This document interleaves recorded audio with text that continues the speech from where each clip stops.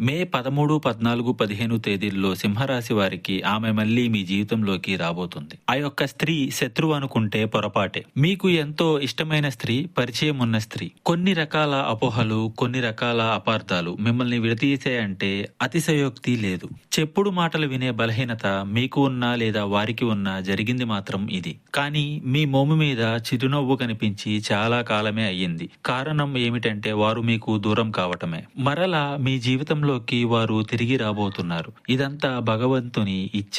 వారు తిరిగి వస్తున్నారు కదా అని పరుషంగా మాట్లాడడం కానీ, చులకనగా చేసి మాట్లాడడం కానీ అస్సలు చేయవద్దు. గతాన్ని తలుచుకొని మీరు భవిష్యత్తుని ఏమాత్రం కూడా భంగాన్ని కలిగించవద్దు. వారు వస్తున్న కారణం ఏదైనా కానియండి, వారు రావటం మీకు కూడా ఇష్టమే. ఇష్టాన్ని పక్కన పెట్టి అహంకారానికి పోతే ఇక అంతే సంగతులు. వారు రావటం మాత్రమే కాదండి, భగవంతుని స్వరూపంలా మీ జీవితంలో అతిపెద్ద సమస్యకు పరిష్కారం చూపబోతున్నారు. మీరు ప్రశాంతంగా ఉండండి. ఎవరైనా ఏదైనా మీకు చెబితే ఆలకించి ఆ తర్వాత నిర్ణయం అనేది తీసుకోండి. ఇంకా మీకు ఇతరత్ర ఎటువంటి సమస్యలు, సందేహాలు ఉన్న గురువు గారిని ఒకసారి సంప్రదించండి.